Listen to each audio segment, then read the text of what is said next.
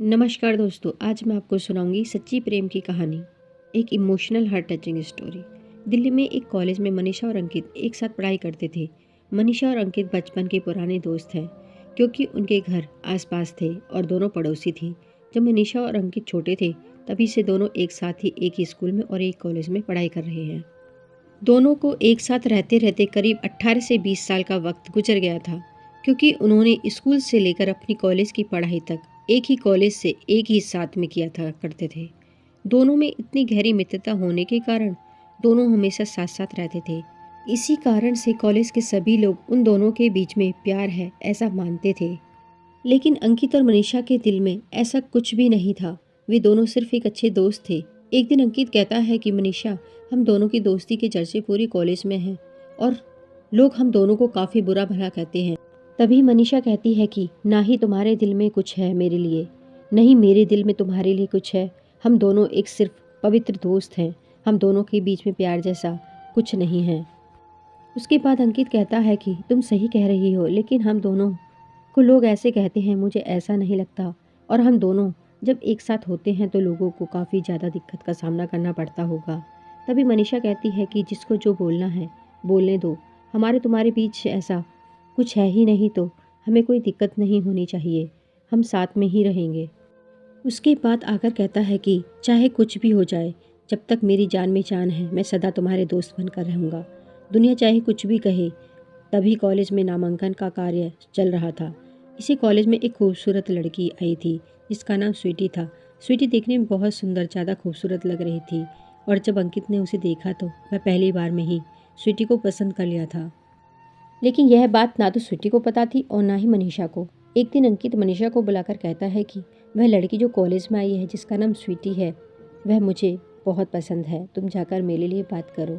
यह सुनकर मनीषा कहती है कि यह तो अच्छी बात है, वह तो बहुत अच्छी लड़की है, देखने में बहुत ज़्यादा खूबसूरत है, तुमने अच्छी लड़की पसंद की है। फिर जैसे मनीषा एक दिन मौका देखती है, वह स्वीटी को अपने पास बुलाकर कहती है कि मेरा दोस्त अंकित तुमसे कुछ कहना चाहता है। फिर अंकित को उसके सामने बुलाती है और कहती है कि तुम दोनों आपस में बात कर लो। लेकिन जब अंकित स्वीटी से बात करने लगता है तो कहता है कि स्वीटी, मैं तुमसे बहुत ज़्यादा प्यार करता हूँ और तुम मुझे बहुत ज़्यादा पसंद हो। इतना सुनने के बाद स्वीटी कहती है कि मैं ही नहीं, पूरा कॉलेज के सभी लोग जानते हैं कि तुम्हारा और मनीषा का चक्कर चल रहा है। पूरा कॉलेज तुम्हारे मनीषा के बारे में बोल रहे हैं। यह दोनों प्रेमी प्रेमिका हैं, हमेशा एक साथ रहते हैं और एक दूसरे को प्यार भी करते हैं। ऐसे में मैं तुमसे कैसे प्यार कर सकती हूँ। लेकिन यह बात अलग है कि मैं भी तुम्हें प्यार करती हूँ। जब मैंने पहली बार तुम्हें देखा तो तुम्हें पसंद कर लिया था, लेकिन लोगों की बातें सुन के कि मनीषा तुम्हारी गर्लफ्रेंड है तो मैं अपने दिल से इस प्यार को निकाल दिया था। लेकिन अब तुम खुद ही बोल रहे हो तुम दोनों के बीच में कुछ नहीं है, तो मैं तुम्हारे प्यार को एक्सेप्ट करती हूँ। और उसके बाद अंकित और स्वीटी दोनों आपस में गर्लफ्रेंड बॉयफ्रेंड बन जाते हैं और दोनों एक साथ रहने लगते हैं। एक दिन कॉलेज में किसी फंक्शन होने का ऐलान हुआ था।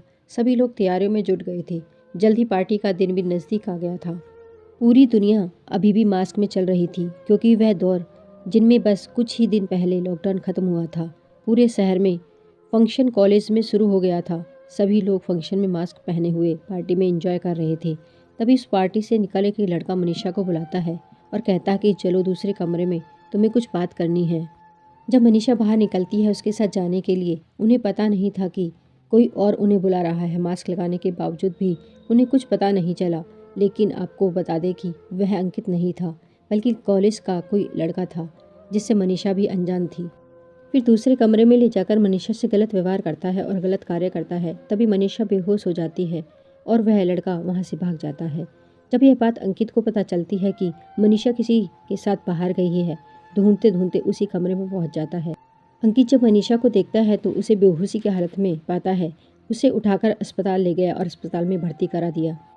2-3 दिन होने के बाद मनीषा को होश आता है और उसे तबीयत सही नहीं लगती है। तभी मनीषा अंकित से कहती है कि मेरे साथ किसी ने बहुत बुरा बर्ताव किया है, मुझे अकेले रूम में ले जाकर मेरे साथ गलत काम किया है।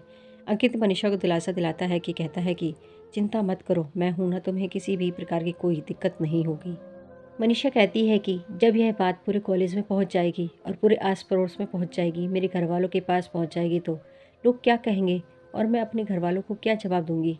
तभी अंकित कहता है कि तुम चिंता मत करो, यह राज हम दोनों के बीच ही रहेगा और मैं कुछ ही दिनों में तुम्हारे साथ जिसने गलत किया है उसे पकड़ ही लूँगा। धीरे धीरे समय बीतता गया। 2-3 महीने बाद मनीषा को पता चलता है कि वह प्रेग्नेंट है। तभी मनीषा कहती है कि अंकित, अब यह बात मेरे घर वाले सुनेंगे तो क्या कहेंगे? मुझे जीने का नहीं मरने का मन कर रहा है। तभी अंकित कहता है कि तुम चिंता मत करो, मैं तुम्हारा सबसे अच्छा दोस्त हूँ और मैंने वादा किया है कि ज़िंदगी भर तुम्हारा साथ दूंगा। फिर मनीषा को दिलासा देते हुए अंकित कहता है कि कोई बात नहीं है, तुम अपने घर वालों को बता सकती हो कि अंकित ही तुम्हारे बच्चे का बाप है। मनीषा ऐसा ही करती है। धीरे धीरे घर वाले समेत पूरे कॉलेज में पता चल जाता है। जब दोनों कॉलेज आते हैं तो लोग देखकर हंसते हैं और कहते हैं कि देखो, दोनों में बहुत ज़्यादा पवित्र मित्रता थी, लेकिन दोनों ने एक दूसरे के साथ गलत संबंध बनाकर अपने दोस्त को प्रेग्नेंट कर दिया।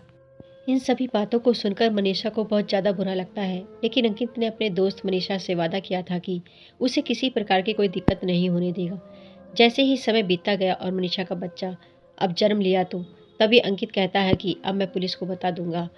पुलिस छानबीन करेगी, बच्चा भी पैदा हो गया है, इनका डीएनए और मिलान हो जाएगा। अंकित इस बात को पुलिस को बता देता है। पुलिस अपने स्तर पर छानबीन शुरू कर देती है और असली गुनहगार का पता लगा लेती है। पुलिस ने कॉलेज के सीसीटीवी फुटेज की मदद से असली गुनहगार का पता लगा लेता है। वह लड़का उसी कॉलेज का अक्षय नाम का लड़का था। फिर बच्चे और अक्षय का डीएनए मिलाया जाता है और दोनों का डीएनए एक जैसा पाया जाता है और असली गुनहगार को पकड़ लिया जाता है।